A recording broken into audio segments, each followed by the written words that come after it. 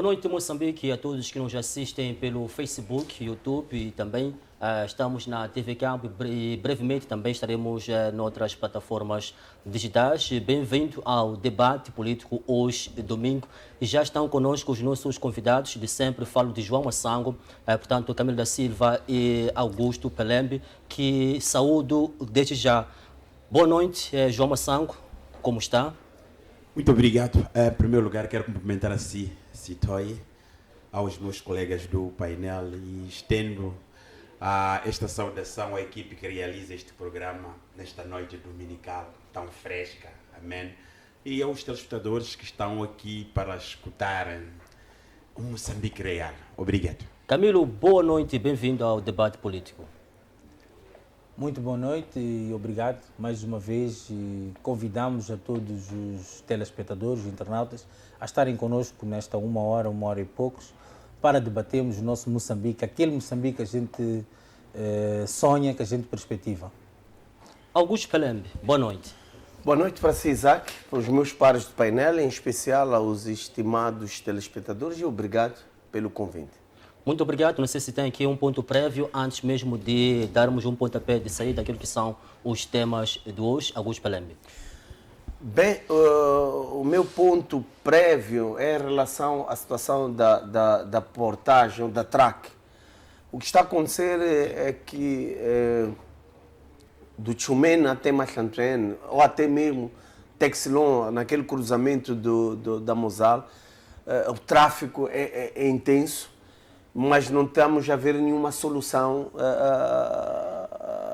imediata da TRAC. Me parece,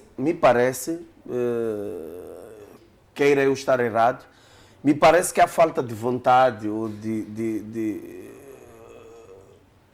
vontade de resolver esse problema, porque já dura 2, 3 anos. Hoje, para sair de Tchumene para a cidade da Matola, tens que enfrentar uma paragem de 30 a 45 minutos. E ao contrário daquilo que a mesma TRAC tem feito na África do Sul, em Moçambique não faz. Acho eu, não sou engenheiro, mas há uma parte de um passeio que foi construído ali no Machantrene ou até ao cruzamento da Mosal, que faz com que o tráfego não venha a fluir. E não sendo eu engenheiro, até penso que poderia se construir. Quem vem da Liberdade, uma ponte aérea, o carro podia passar por lá. E quem vai para Mulotano também. E quem vai para a cidade da Matola, sem precisar parar ou nenhum entroncamento ali. Mas, infelizmente, não há vontade de política. Não sei, porque os sócios da parte moçambicana são pessoas influentes nessa sociedade. Talvez é por isso que não se consegue fazer nada para o benefício da sociedade moçambicana. Mas quero aproveitar, conhecendo o diretor da TRAC, o Fenias Mazivila, que cresceu comigo aqui no bairro do aeroporto no Chavane. Espero que ele ponha a mão na consciência e, junto com quem tutela, que é o Ministério das Obras Públicas, possam se juntar e resolver aquela situação, porque é uma estrada que é paga, para circularmos ali pagamos, então eu acho que é justo que criem condições para que não possamos ficar 30, 40 minutos parados ali por falta de uma engenharia acertada da parte de quem é de direito. Muito bem, obrigado. Pelembe. Camilo, tem um ponto prévio?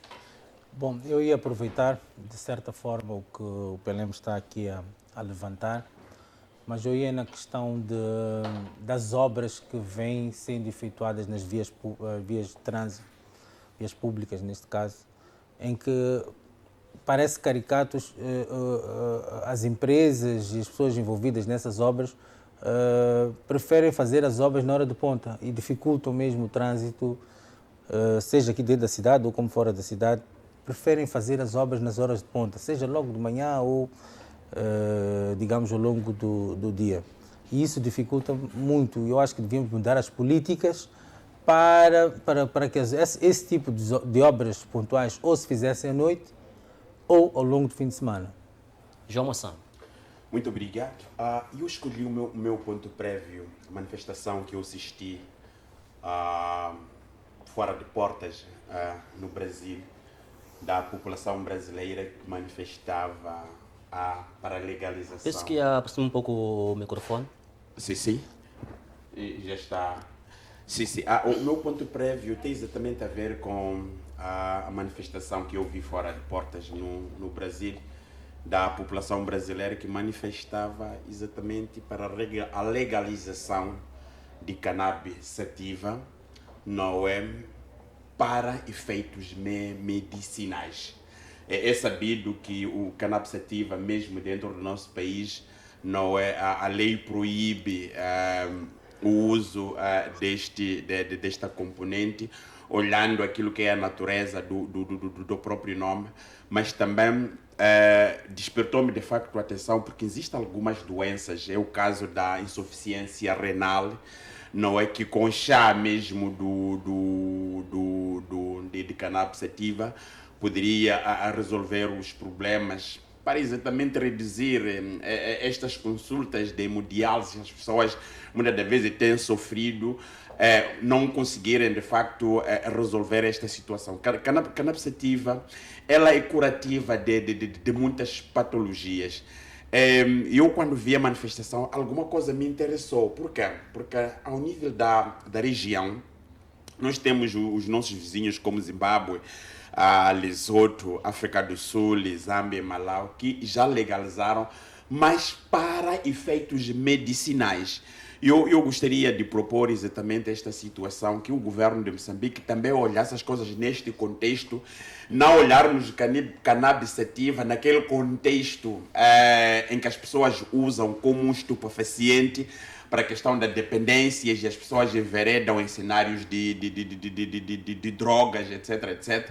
Mas olharmos isto no contexto medicinal, onde quando alguém sofre exatamente destas patologias, o médico teria a probabilidade de receitá-lo para as pessoas poderem tomar e acalmar a patologia que cada um possa de facto sofrer. Então eu entendo e gostaria que a população moçambicana não me percebesse daquele indivíduo que quer que o governo legalize a cannabis para efeitos de indivíduos que, por exemplo, daquelas zonas que nós conhecemos de Colômbia, aqui na cidade do Maputo, esses farpas daqui da Mafalala, não neste contexto, mas nós precisamos de olhar exatamente para questões medicinais. Uma das doenças é a insuficiência renal, que com cannabis sativa possa de facto resolver aquela doença. Então eu queria trazer isto para uma questão de reflexão.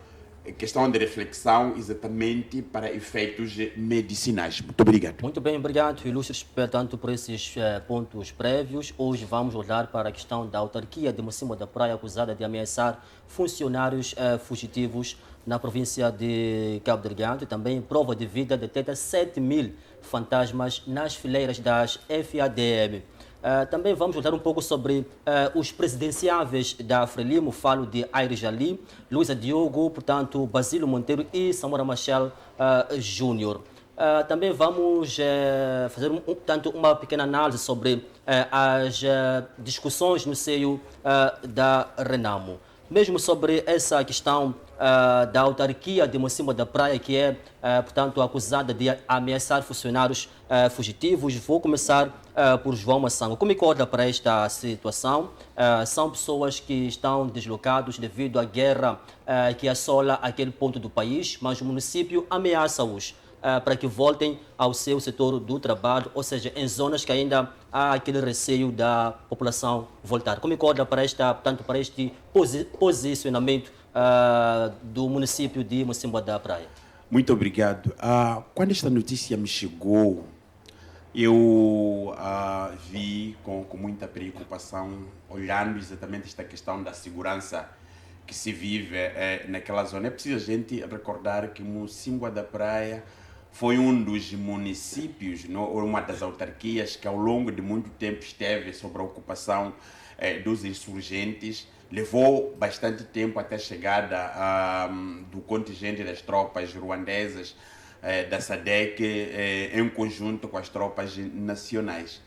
O que eu me apercebi não é taxativamente a questão da expulsão das reportagens que eu tive a oportunidade de assistir, as pessoas, a idealidade do governo local continua com medo, porque neste preciso momento aqui decora o trabalho da identificação das pessoas que viviam exatamente naquela zona, e ela é proliferada neste preciso momento por populações vindo dos outros distritos do país, da província de Cabo Delgado. Estamos a falar das pessoas que vêm de Moeda, estamos a falar de pessoas que vêm de Palma, estamos a falar de pessoas que vêm daqueles distritos costeiros, não é? É verdade, Nangade não é costeiro, Palma sim, Moeda também não é um distrito costeiro, mas as populações olham os distritos costeiros como zona de oportunidade para o emprego, para a pesca, etc, etc. Então, há um trabalho bastante grande que está sendo feito no terreno, no sentido de empreender para que a segurança esteja lá garantida. Então, as pessoas que são encontradas são maioritariamente aquelas que não têm emprego. Vê o município como local que o município se calhar possa empregar em realizar algumas ações que as pessoas possam ter dinheiro para comprar comida, etc, etc. Então, por causa do volume das pessoas que estão lá, então encontram esta barreira e, por outro lado, acham que a melhor alternativa era incentivar que as pessoas retornem às zonas onde estiveram, exatamente para poderem responder a esta questão do emprego. Muito bem, Camilo, como é que olha para esta questão, para esta denúncia trazida pelo CDD, em que diz que o Conselho Municipal deu 10 dias, portanto, aos funcionários para que retornem aos seus postos de trabalho? A ser verdade, como é que olha para a postura da autarquia de Mocimboa da Praia? Bom, é tal questão que nós temos que contextualizar a coisa, primeiramente, não é? De como é que esta notícia surge. Temos que contextualizar. Dois, nós temos que também perceber o sofrimento que muitas famílias tiveram durante este período deste conflito com os insurgentes. O que é que essas populações passaram na zona do Mocimboa da Praia? É difícil, nós temos que olhar para a questão social, para a questão psíquica, que essas famílias sofreram, o impacto que essa guerra trouxe nessas famílias. As pessoas deslocaram-se, ficaram o tempo que ficaram, onde se refugiaram. Como é que essas pessoas viviam? É a pergunta que se tem que fazer. Será que essas pessoas não se implantaram nas zonas que se deslocaram? O que é que essa autarquia que hoje, segundo essa organização CDD, sim, segundo essa organização social, diz, o que essa organização procurou saber, o que a autarquia fez para esses funcionários, o que fez para eles? Que condições é que essa autarquia criou neste momento para que essas pessoas voltassem às zonas onde eles viviam, né? O que fez essa autarquia? As pessoas voltam com as casas destruídas. As pessoas voltam para lá com as casas destruídas. Vão viver onde? Porque as pessoas ficaram fora durante um período. Se a gente for a ver, essa guerra dura desde 2017, se não me engano, não é? Sim, outubro. 2017. Então, esse período todo, que condições é que essa autarquia tem para poder receber essas pessoas que saíram dos seus locais de habitação? As pessoas vão regressar, está tudo destruído. Onde é que as pessoas vão viver? O que é que as pessoas vão comer? Então, um processo que eu acho que a CDD devia trazer como subsídio, não só trazer uma informação, não é? Nós também temos que procurar saber o que existe em termos de condições para isso. Agora, eu acho que o procedimento da autarquia em dizer que vai expulsar e não sei o quê, eu acho também que não é correto. E também não sei até que ponto é verdade isso. Então, o meu posicionamento neste momento é o seguinte, é que eu acho que as pessoas não voltaram para os locais, mesmo depois de saberem que já há um clima de paz nas suas zonas de origem. Não voltaram porque já encontraram uma outra forma de sobrevivência. O que é que a autarquia tem que fazer neste momento? É resgatar essas pessoas, é criar condições para essas pessoas, não é? É tranquilizar essas pessoas, é fazer uma reabilitação social, económica e psicológica dessas pessoas. Eu nunca hei de voltar para um local onde o meu filho morreu barbaramente assassinado, ou minha família, ou etc. Tenho um trauma. Quem é que vai curar isso de mim? Muito bem. Então, há mil e uma perguntas neste contexto em que nós temos que perceber, primeiro, a motivação, porque é que as pessoas não voltam. Agora, também acho que a autarquia, com essa medida, digamos, coerciva, né, de fazer as pessoas voltarem, não vai resolver nada. Se as pessoas já estiverem acomodadas, acredito que não é essa a solução. A solução deve ser outra. E é isso que eu acho que falta muito em instituições a nível nacional. É essa questão, por exemplo, da volta do pessoal da população da Mociba da Praia, é a questão das pessoas que saem das zonas baixas na altura das cheias para as zonas de refúgio e a INGD cria condições deles terem condições no outro lado, mas eles acabam por voltar. A gente nunca estuda o fenómeno, porque é que eles voltam. Muito bem, obrigado Camilo Domingos. Augusto Pelema, como concorda para esta situação, a ser verdade que o município, portanto, deu apenas 10 dias para que portanto, voltem os funcionários. Como concorda para esta situação? Bem, subscrevo em parte o que os meus pares do painel disseram. É muito complicado porque muitos deles perderam tudo e o que eles viveram naqueles dias, nos momentos que sofreram os ataques. Estamos a dizer que um dos alvos principais dos ataques eram edifícios governamentais e a casa de quem era funcionário público, principalmente.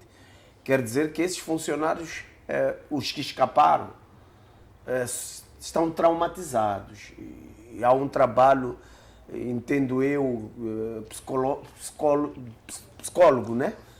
Dos psicólogos que deve ser feito para que possa minimizar a dor, o medo dessas pessoas.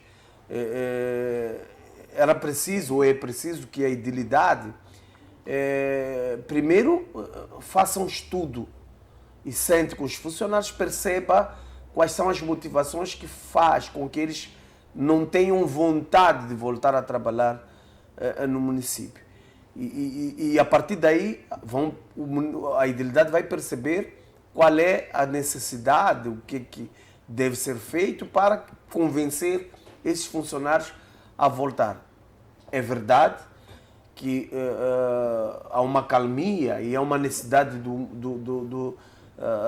município voltar a funcionar, mas também temos que perceber o sofrimento, o trauma que esses funcionários viveram naquela autarquia.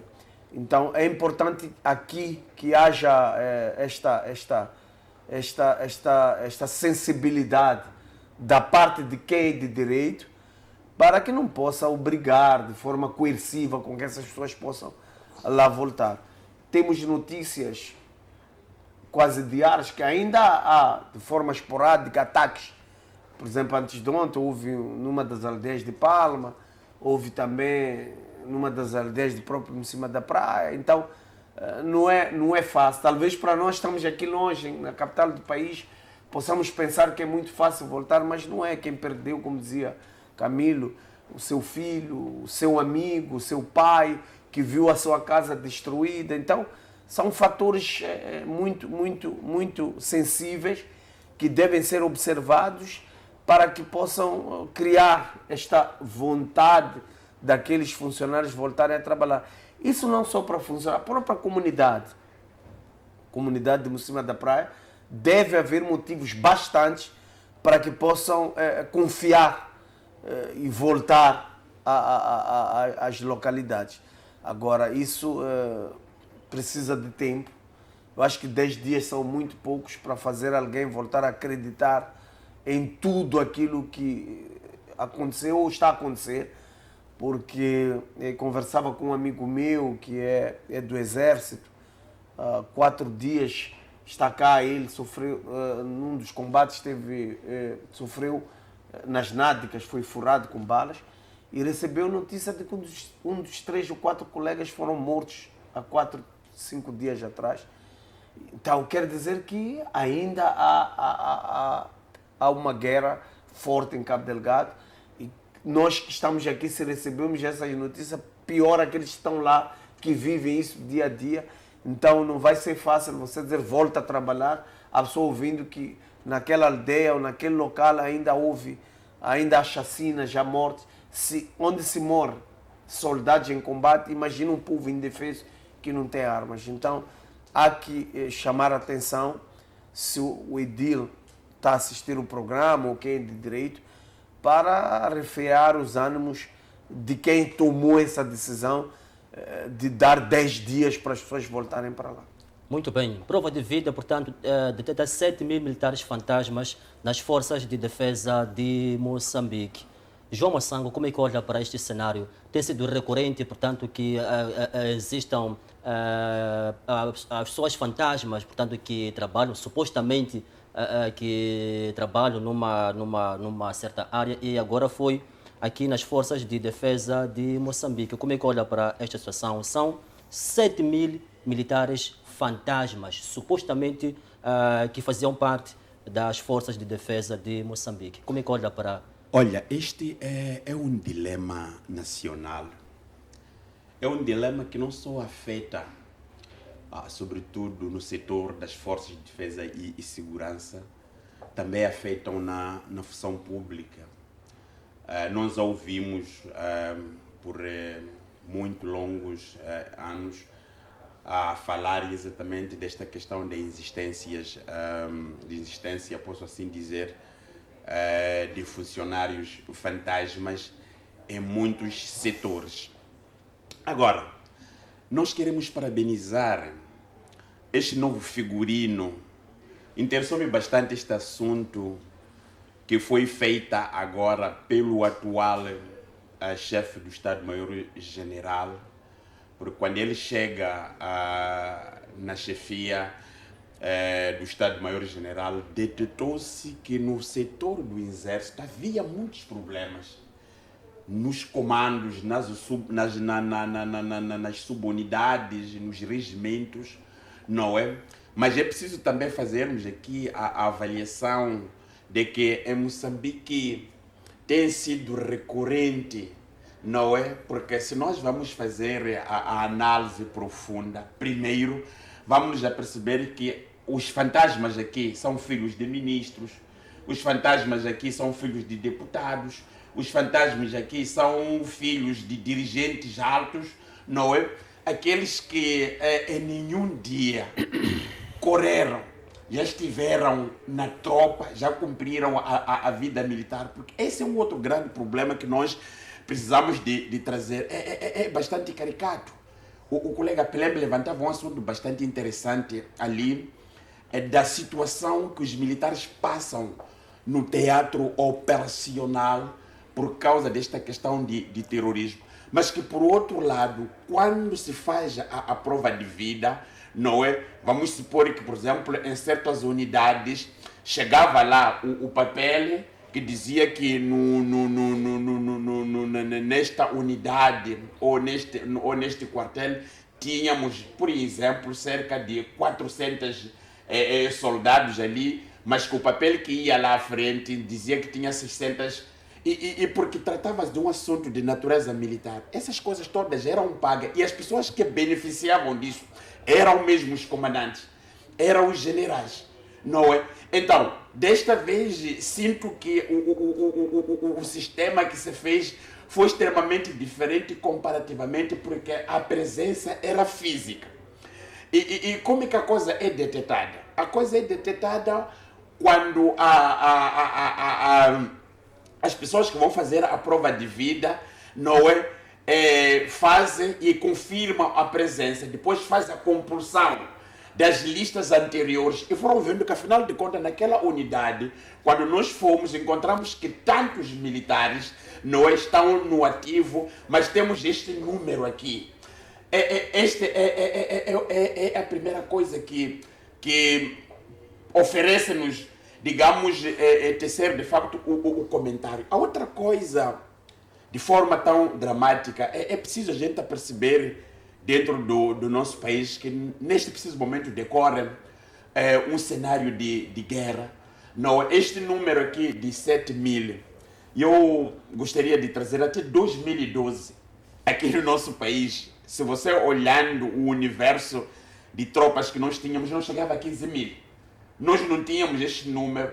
Então, o número foi, de facto, crescendo até chegar a um número bastante grande, 7 mil fantasmas, mas que, por outro lado, remete-nos a uma grande discussão e medo.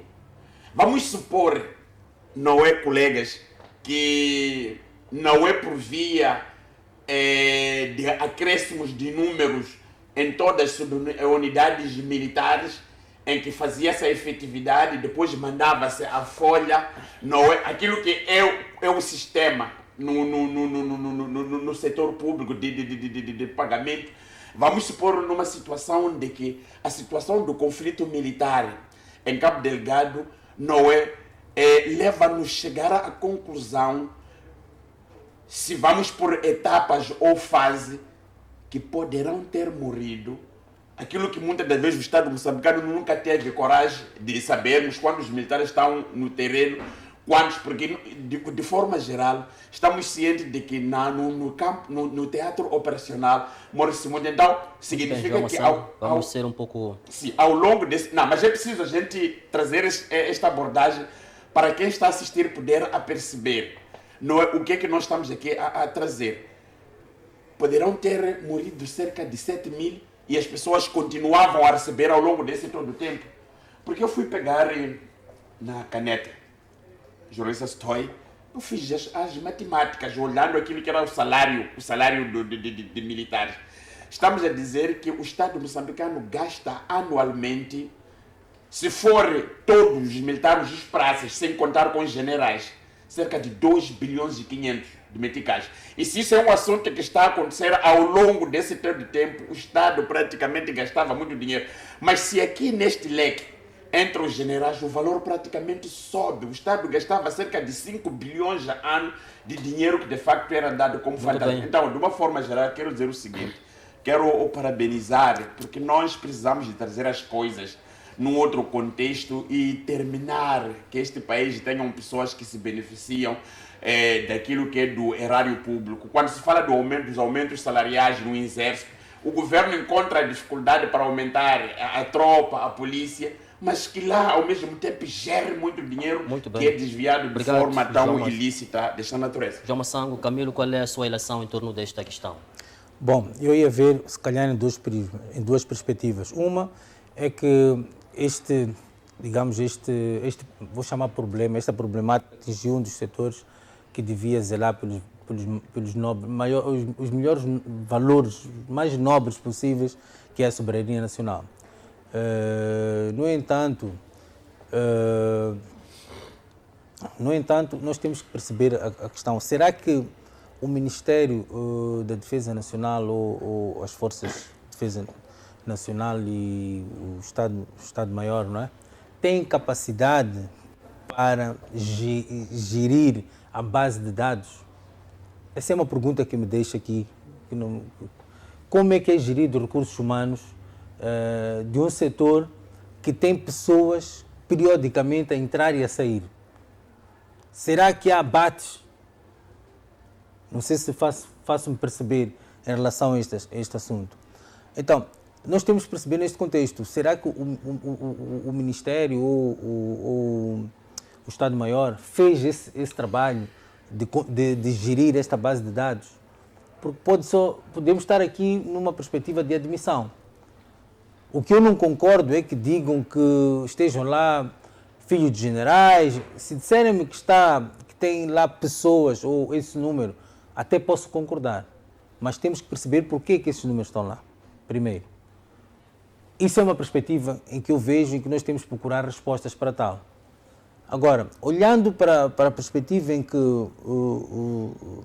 esse setor, como disse bem o Massango, que não é só nesse setor, e este setor diferencia-se dos outros, tipo educação, saúde, ou mesmo função pública, né, como estava a dizer, é que este setor é um setor que tem a particularidade de ter arma, não é? Ter arma. Então, é diferente dos outros setores, em termos de poder se afirmar e continuar neste contexto de ter esses números todos que a gente acha exorbitantes, não é? Então, eu convido aqui a todos a fazer uma reflexão neste sentido. Será que nós temos capacidade de, como Ministério da Defesa Nacional, gerir isto? Se não, temos que puxar as mangas e começar a fazer esse trabalho de casa para poder eliminar se existem essas pessoas todas que chamam de fantasmas nas fileiras, não é? Ou na tabela salarial. Muito bem. Augusto Pelende, qual é o seu comentário? Bem, eu estou preocupado. Preocupado porque temos um país onde os soldados são fantasmas, onde há professores fantasmas, onde em Gaza ou em todo o país há eleitores fantasmas, temos fornecedores fantasmas nas empresas públicas, fornecedores fantasmas. Estamos aí no julgamento de Helena Taipo, há fornecedores ali que receberam dinheiro, são fantasmas. Temos funcionários na CDC fantasmas, temos na Cernic membros fantasmas. Será que o Estado que nos governa também não é fantasma? É que é complicado. Chegamos a pensar que tudo é irreal nesse país. 7 mil militares fantasmas. Estamos a dizer 7 mil. Vamos calcular o salário mínimo que é 5.270 vezes 7 mil dá 36.980 mil meticais que o Estado perde por mês. Dizia bem o Massango, sem contar com aqueles generais, tenente, coronel, que ganham 20, 15, 50, 60 mil. Quer dizer, talvez por mês saia ali 100 milhões de meticais. 100 milhões.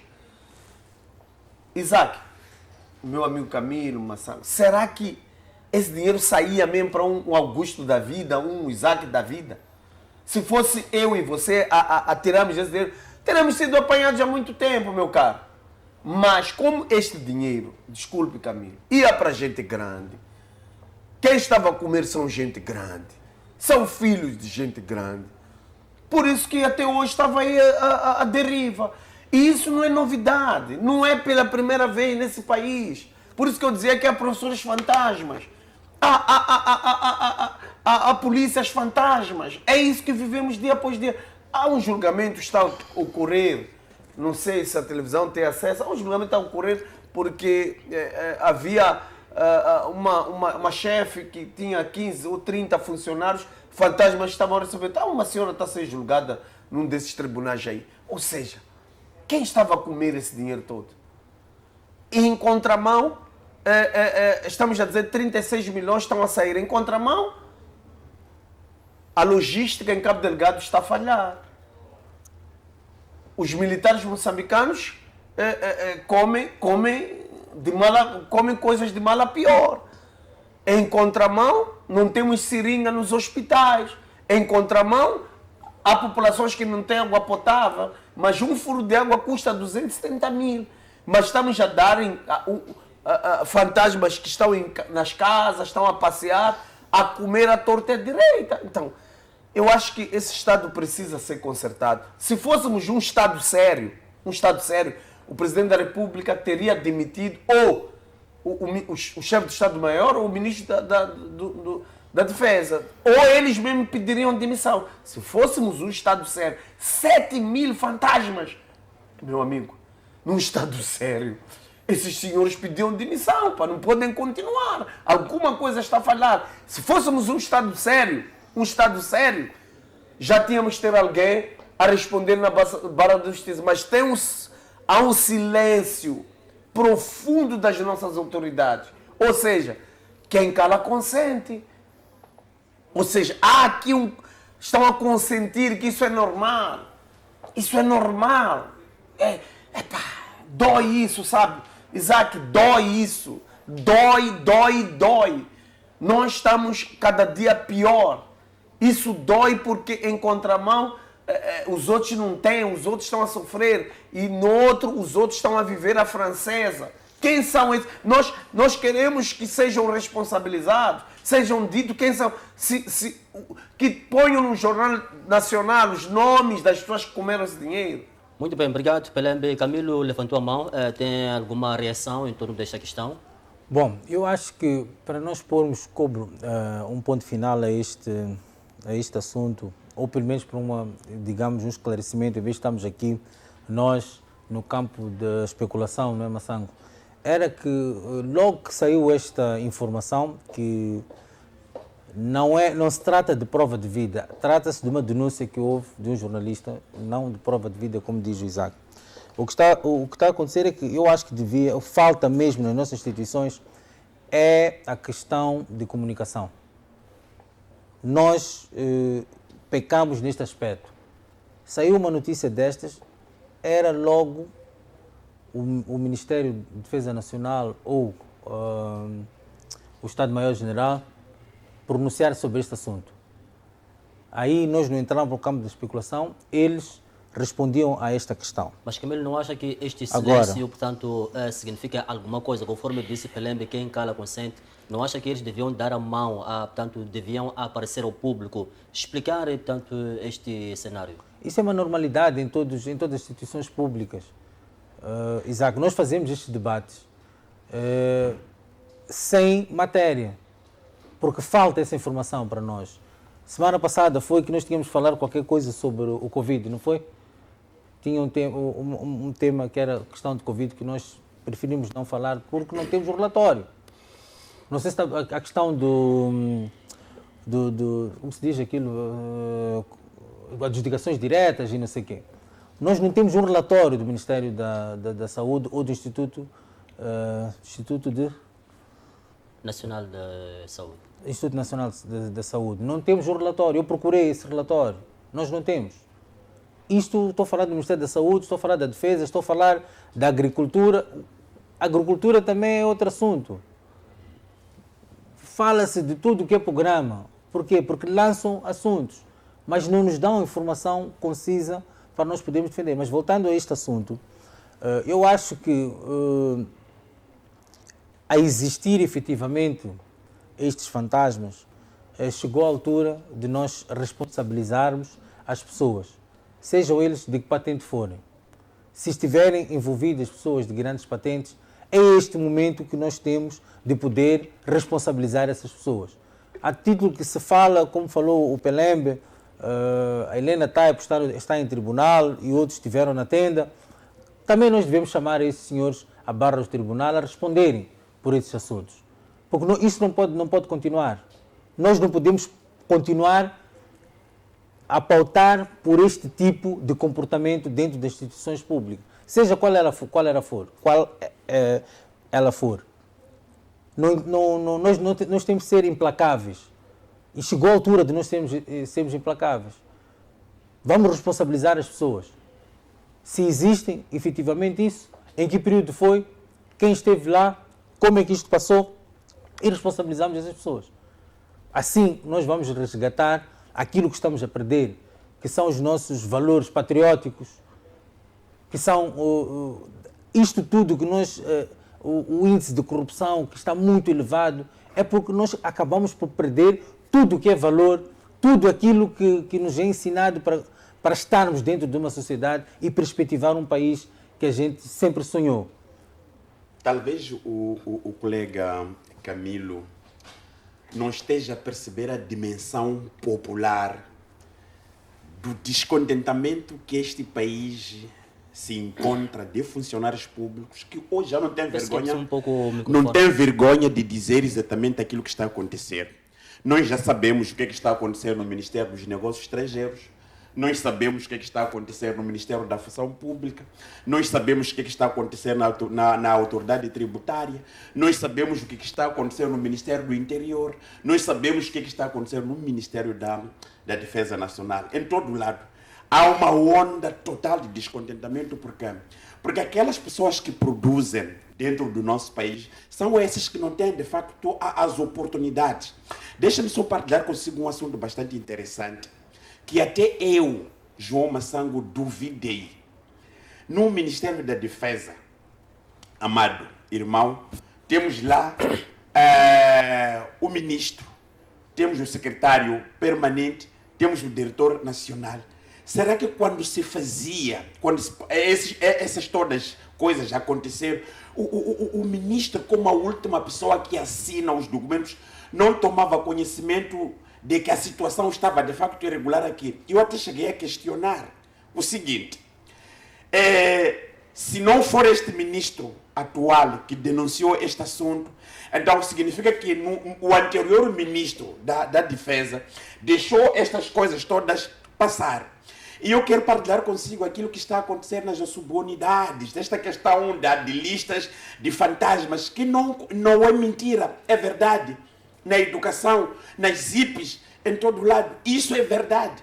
Nós vivemos um cenário... Mas eu não pus em causa isso, Massango. Sim, deixa-me só terminar. Não, é bem que esteja claro que eu não pus em causa isso. Não, é que quando dizia que nós precisamos de buscar a prova, porque na semana passada estivemos a debater um assunto e nós estávamos a falar sem prova. Eu não falei de buscar prova. Estamos a dizer o seguinte, Camilo. Eu não falei de buscar prova, eu disse que não foi uma questão de prova de vida. Não houve prova de vida. Não, mas esses 7 mil funcionários foi fruto de prova de vida, de um trabalho doutorado que foi feito em todas as subunidades, não só aqui no Estado-Maior General, para o seu conhecimento. Não, porque nessa época, sabe o que se fazia? Podia-se fazer a efetividade, mandava-se para o Estado-Maior General, depois mandava-se para as finanças e processavam os salários, depois mandava mandava-se o valor para poder pagar nas subunidades. Hoje, por causa desta questão que está a acontecer de todos que comem, porque uma outra coisa que eu digo, os que estão no teatro operacional são militares, são aqueles que sofrem na carne. Nós víamos os generais nos gabinetes de qualquer maneira. Então, isso foi levantado por causa desta onda, mesmo ao nível da polícia, ao nível da função pública. Então, de uma forma geral, queremos dizer o seguinte: foi muito bom que se detectou, mas que ao mesmo tempo eu quero concordar consigo, quero concordar com o Pelembe. Não é possível num Estado a gente encontrar este número aqui, de 7 mil pessoas fantasmas no Ministério da Defesa. E eu levantava na minha primeira intervenção que pode ter sido por estes. Tentei trazer várias teorias que possam de facto acontecer, não é? Com que os dinheiros do erário público saia exatamente por aí. Então, eu queria trazer, no sentido da gente podermos de facto discutir, mas por outro lado, nós como país, quando acontecem coisas desta natureza aqui, muita gente tem que cair. Tem que cair. Muita gente tem que rolar. Muitas cabeças têm que de facto... Eu estive a fazer umas contas rápidas. Sim. Estive a fazer umas contas rápidas. Há 5 mil meticais por cada cabeça. Nós temos 35 milhões mês. Estou a dizer, Camilo, que o Estado gasta cerca de 2,5 bilhões ano. Estamos a falar de soldados praças, se forem praças. E se aí nesta lista estão os generais, estão os coronéis, estão os tenentes coronéis, estão os majores, o valor sobe. Sim, eu estou a dizer que fiz uma contas rápidas, pequenas, não é? Vamos Nem olhar estou, para... O que estou a dizer é que o número que a gente vê mensalmente é um número exorbitante. 35 milhões de meticais mês, não é pouca coisa. Não é pouca coisa. Muito obrigado. Vamos olhar agora para outro tema sobre os 4 presidenciáveis da Frelimo. Falo de, portanto, Aires Jali, Samora Machel Júnior, Luísa Diogo e Basílio Monteiro. Vou começar por Augusto Pelembe. Como é que olha para esses 4 presidenciáveis? Temos aqui uma novidade, Samora Machel Júnior. Ele ainda não assumiu, mas já há rumores que ele tanto há esta Mas os outros pretensão. assumiram, Isaac. Os outros já assumiram. Como? Os outros já assumiram. Não, são os 4 presidenciáveis Sim, que mas estou a podem dizer, vir o a ser Samora ainda não candidatos. assumiu. A minha pergunta é uma. Os outros já assumiram. Mas Não, também não, quem são disse- presidenciáveis. Mas também quem disse que esses senhores são presidenciais. Exatamente, é isso. Mas pronto, Sim. é tempo do Pelé.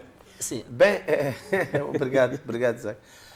Mas é assim, já é característico, eu acho que o Camilo, o Maçã, que são mais velhos que eu, bem entendem essa filosofia usada muitas vezes pelos serviços secretos, para nos distrair e também para tirar algumas ilações de quem deve ser, quem deve não ser. Querem a nossa opinião para perceber quem está mais limpo do que o outro. Mas eu acho uma distração, porque Isaac lembra-se do passado, você é jornalista, onde até na última sucessão para Felipe Jacinto Nunes, até colocaram a esposa do Orlando Guebuza, que era presidenciável também, até o Paundi. Mas tudo isso era maneira de buscar na sociedade qual é o pensamento e também nos distrair da própria figura que já escolhida para a sucessão. Mas há uma nota importante que temos que ter aqui. O sistema em si, traçado, ainda que venha Barack Obama dentro da Frelimo, nada vai mudar. Isso eu te digo com pés juntos. O sistema já traçado é um sistema muito pesado, que qualquer um que esteja ali é obrigado a seguir o sistema. Então, como moçambicano honesto para comigo mesmo, não tenho nenhuma esperança com essas figuras, porque eu conheço o sistema, que ainda que haja vontade, ainda que seja o Samora Machel Júnior um sujeito com uma índole positiva, um cidadão de bom nome, ainda que seja uma Luísa Diogo, respeitada internacionalmente, mas basta cair naquele regime, naquele sistema, meu amigo, tudo aquilo que ele era antes cai ali e ele torna-se uma figura do sistema e vai cumprir com aquilo que são as obrigações do sistema.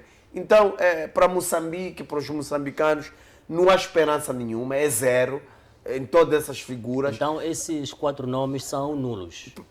Para resolver os problemas do país, para resolver os problemas da Frelimo, os problemas da Frelimo são úteis, mas para resolver os problemas do país são inúteis.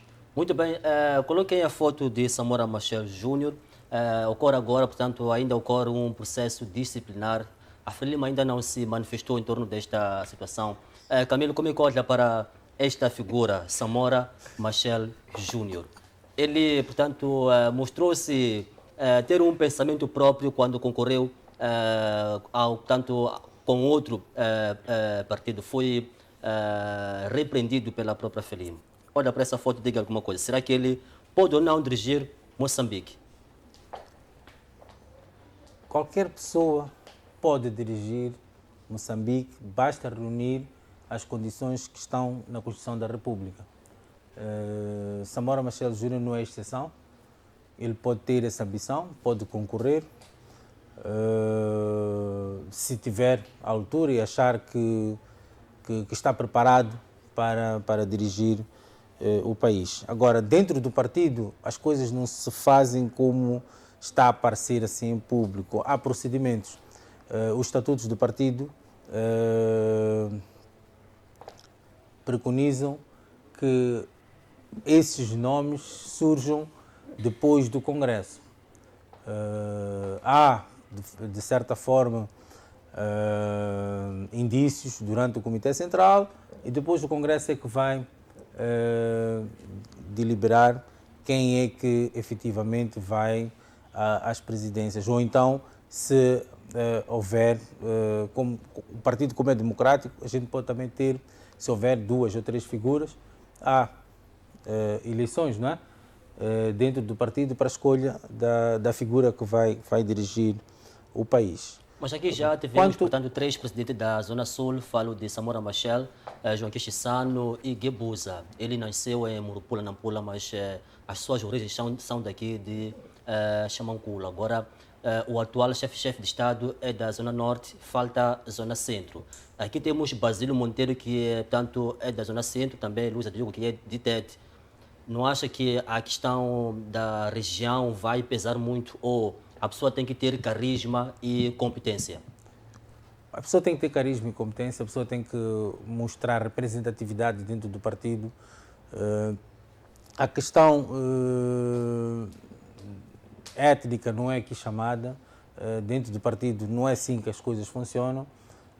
É aquilo que eu estou a dizer, as pessoas têm que ter representatividade dentro os membros delegados têm que apontar, têm que eleger o candidato que vai representar o partido para as eleições presidenciais. E quanto a Samora Machel Júnior, eu acho que dentre os que estão, digamos, como disse o Isaac, que são presidenciáveis, acho que ele é o último na lista, porque todos os outros já tiveram algum cargo no governo, já têm alguma experiência política, já têm... Então, eu acho que tudo isto aqui não parte de uma especulação. Ele, efetivamente, deu um passo em frente em relação à questão do município, fora daquilo que é os parâmetros que hoje pautam dentro do Partido Frelimo, que é a indicação de alguém para exercer algum cargo. Ele tentou pautar por aquilo que chama-se a democracia. Claro que não foi bem recebido, aconteceu o que aconteceu. O Isaac falou do processo disciplinar que esteve, digo esteve porque voltamos a esse processo, acho que até já caducou, não é?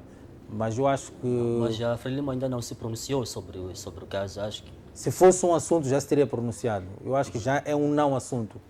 É uma coisa que já está ultrapassada. E dentro do partido acho que as coisas resolvem-se ali dentro e acho que as coisas estão resolvidas em relação a este assunto. O que eu tenho a dizer é que se tiver alguma verdade nessas figuras que estão aí, eu acho que é bom que haja essa diversidade, que haja essa concorrência, essa democracia e que escolha-se o melhor programa. Muito bem, João Massango, são 4 nomes, né, presidenciáveis. Até aqui não há nenhuma certeza. Desses nomes, acha que eles têm bagagem suficiente para dirigir o nosso país? Isaac Stoy, eu praticamente me distancio do tema.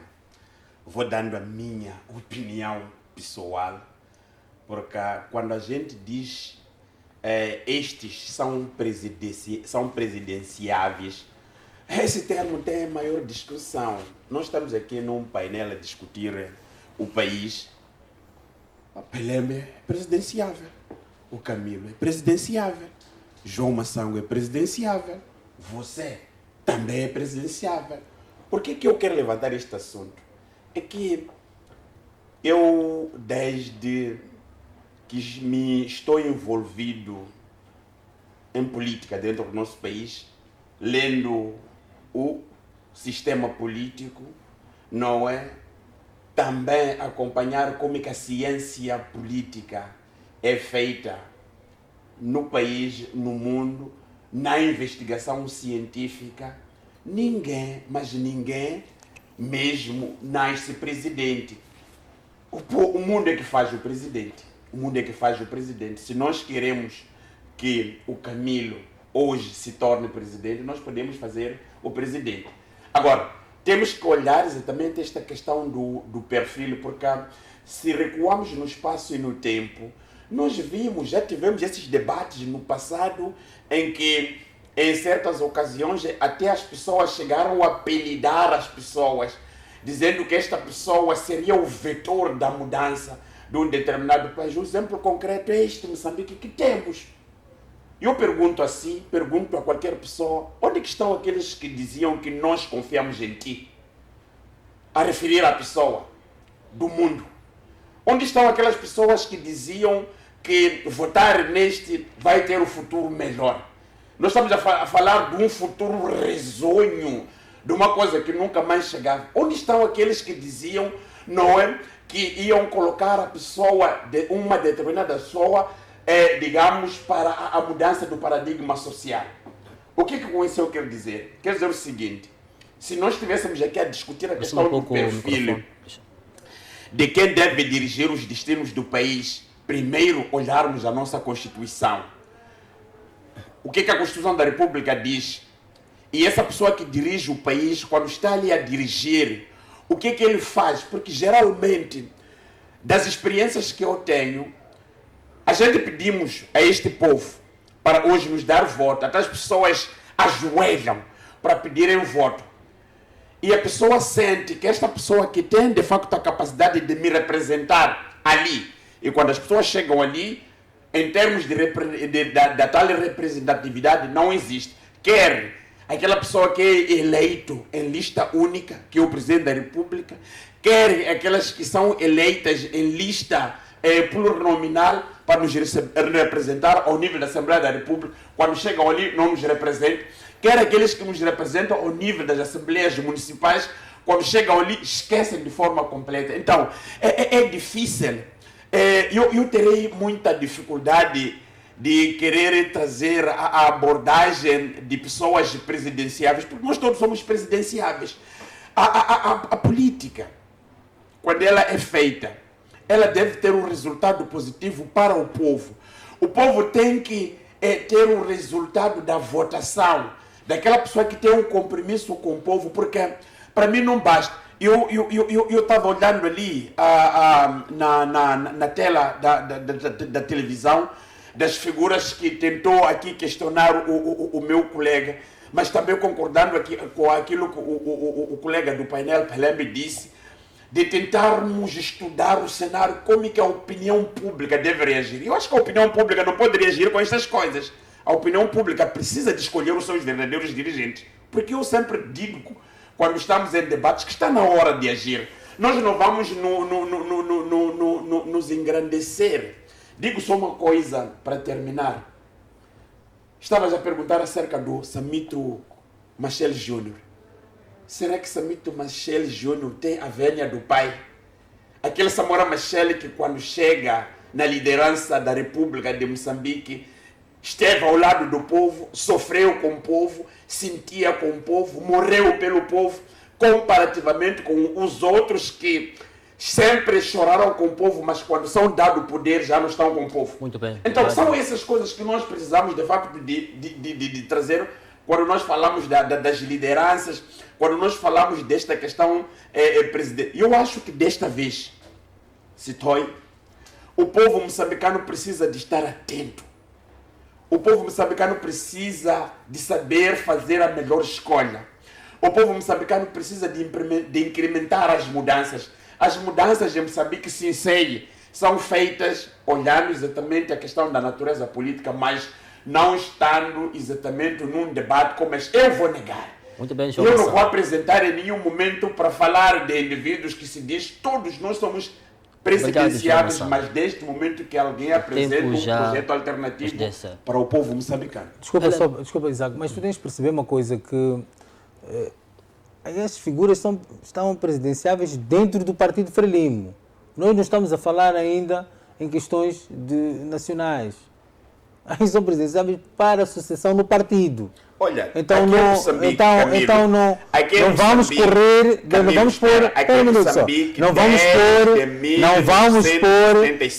pôr os bois à frente da carroça. Tivemos presidentes sair dos outros partidos. Para o nosso a única maior discussão, a gente discutimos a coisa porque os presidentes saem mesmo do coisa. Portanto, como é que olha para, não sei se diria, essa relação de gato e rato entre o de Araújo e a própria Renamo? Tem-se notado algumas divergências, portanto, alguns desentendimentos entre o de Araújo e também a própria Renamo, em que ele traz uma crítica ao seu próprio partido. Diz que não há democracia. Como é que avalia esta relação? Bem, é assim,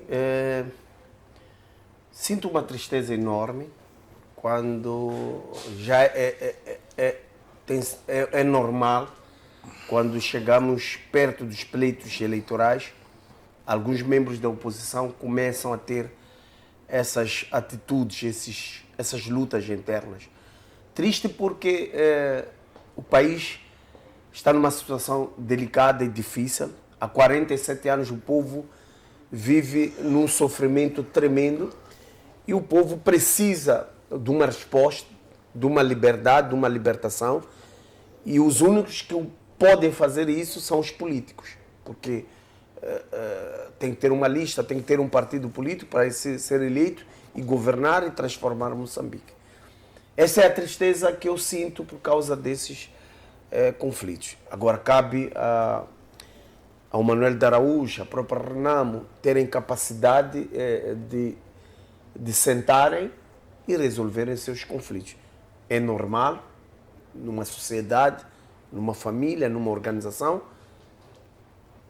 haver divergência de ideias. Mas é importante que as pessoas se sentem, fechem a porta e resolvam os seus problemas de forma educada, responsável, dentro de casa. Nós, como MDM, aprendemos com os erros do passado. Tivemos o Congresso, que antes do Congresso houve eleições para o presidente do partido, e até levamos os nossos candidatos à televisão. Houve um debate público, cada um apresentar as suas ideias, e houve eleição e foi eleito. Tivemos no mês de abril o Conselho Nacional, onde foi montada a estrutura, a equipe que vai trabalhar junto do novo presidente, e estamos a caminhar, trilhando aquilo que é o desejo de ver um Moçambique para todos. Espero que a Renamo também siga este exemplo de harmonizar os seus quadros e ir à frente, porque, digo-te sinceramente, é uma mancha, é uma tristeza, é o destruir o sonho dos moçambicanos de se ver livre. Porque, mais uma vez, reitero, os moçambicanos estão cansados deste regime, desse sistema. E temos a oposição como a única alternativa para que o povo saia desse sofrimento. Muito bem, Camilo, isso acontece quando estamos mesmo a caminho das eleições de 2023, também de 2024. Não acha que isso pode, de certa forma, manchar a própria Renamo? Eu acho que não, porque eu nem diria que há clivagem. Eu acho que é divergência de opiniões. E o que acontece é que nós, particularmente em África, não aceitamos dentro de um partido que as pessoas pensem diferente, que as pessoas pensem fora da caixa. Então, a gente acaba por encontrar essas, digamos, clivagens que achamos que são problemas. Não são problemas. É só uma maneira diferente de pensar daquele que, se calhar, nos lidera, e a gente tem, se calhar, uma posição, a gente tem um outro programa que quer apresentar dentro do partido, um outro pensamento que as pessoas não aceitam. E como não aceitam, acabam por pensarem que há um problema. Mas eu quero acreditar que seja efetivamente isso e que não seja mesmo um problema, e que dentro do Partido Renamo aceitem as diferentes opiniões, as diferentes formas de pensar e cheguem a bom porto. É de lamentar que, infelizmente, a gente pense assim nos nossos partidos políticos. Nem vou fugir à regra, dentro do meu partido também é assim. Você pensa diferente, até eu conviver com alguém do outro partido, se calhar já pensam que é um problema. Mas eu acho que nós não temos que pautar por aí. Temos que olhar para aquilo que é democracia, para aquilo que é pensamento próprio. Claro que nós seguimos uma conduta política, né? Ideologia, etc., mas também temos o nosso pensamento próprio. E as pessoas têm que aceitar isso. Muito bem, obrigado, Camilo. João Massango, qual é o seu pensamento? O tempo já nos deixa. Tenha, portanto, uma síntese para que não alonguemos. Não, eu concordo plenamente com o pensamento dos meus colegas. Também alinho no mesmo diapasão. Este assunto aqui poderá ser problema se o partido querer transformar o assunto em problema. Não é? A leitura que eu fiz, a entrevista que eu fiz, a reação do Edil de Quilimane, que eu tive O a micro de oportunidade por favor. de ler, dá a entender que não há clivagem. As clivagens são feitas por pessoas e as pessoas podem evitar que de facto não aconteça clivagem. É verdade, nós hoje estamos a debater este assunto, mas ao mesmo tempo aproveitamos de endereçar a nossa solidariedade. Eu primeiro estou solidário com Manuel de Araújo no posicionamento dele, das informações que foram trazidas, não é? Porque ele demonstrou que ele tem compromisso com Quilimane, com o povo de Quilimane, com a autarquia que ele dirige, mas ao mesmo tempo serviu como demonstração que enquanto os outros tiram, porque estão obedecendo às ordens pela disciplina partidária, nós não pautamos exatamente por isso. A outra questão é a questão da censura dentro dos partidos políticos da oposição, que muitas das vezes não é correr a reagir, mas é acalmar. Espero que a Renamo, nesses últimos dias, tenha sentido o suficiente e deve abraçar o filho, porque não gostaria que acontecesse aquilo que nós vimos em 2008, quando na cidade de Maputo o partido Frelimo estava a propor o novo candidato para a autarquia, neste caso o David Simango, e a Renamo também copiou o modelo na Beira, querendo trocar o David Simango pelo Manuel Pereira, o que resultou num impacto negativo até a formação do partido MDM. Aquilo que nós assistimos aqui em Nampula, com a morte do Amurani, que praticamente é uma coisa bastante semelhante. Espero que as coisas não cheguem nisto. Os partidos precisam de crescer. Vamos buscar o erro do passado, olharmos exatamente aquilo que aconteceu e procurarmos nos potenciar, fazermos a fofa. Só assim é que nós todos sairemos de facto a ganhar. A Renamo sairá a ganhar, a democracia sairá a ganhar, o Manuel de Araújo sairá a ganhar, e não pensarmos de forma radical. Eu estava a ouvir a entrevista de um deputado da Assembleia da República, que até achei infeliz, porque é preciso haver impazes entre o Manuel de Araújo. Obrigado. Augusto, Pelembe, últimas considerações, o tempo já nos deixa a esta altura. Não, apenas apelar à união entre as pessoas e levantarmos a cabeça e dizer que o país é nosso. Todos nós temos que lutar pelo bem-estar desta sociedade. O partido não é do MDM, da Renamo, do Partido Ecologista, da Frelimo. O país é de todos nós. E é nossa responsabilidade decidirmos o futuro nosso, dos nossos filhos e dos nossos netos. Não podemos continuar a dizer, não, quem deve decidir são aqueles. Somos todos nós. Temos oportunidades nos próximos pleitos eleitorais. Todos nós temos que ir à urna e decidir o futuro desse país. Muito bem, Camilo.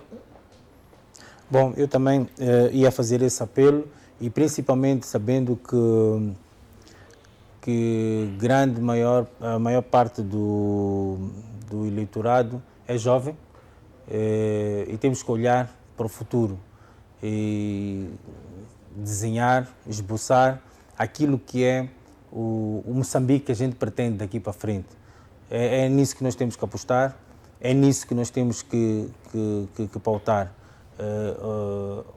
Fazer com que este Moçambique seja diferente do passado, ou deste presente e o passado, cheio de lamentações e, acima de tudo, com coisas, com muita nódoa dentro daquilo que é a nossa governação. Então vamos fazer com que este Moçambique siga o caminho daquilo que é o nosso sonho. João Maçã. O sistema político nacional está doente. E o único curativo ou antídoto que existe somos nós. E se assim for, sempre exortamos aos jovens, que está em 62% segundo as estatísticas de 2017 do Instituto Nacional de Estatística. Embora tenhamos a província de Gaza já avançado para 2040 em termos numéricos, mas quero alertar aos moçambicanos que está na hora de agir. E a reação depende mesmo de nós. Obrigado. Muito obrigado, digo eu, aos meus convidados pela sua disponibilidade. Também digo assim que esteve ligado ao debate político desde o início. Voltamos próxima semana, à mesma hora, aqui na televisão que torna a sua visão uma realidade. Boa noite e bom descanso.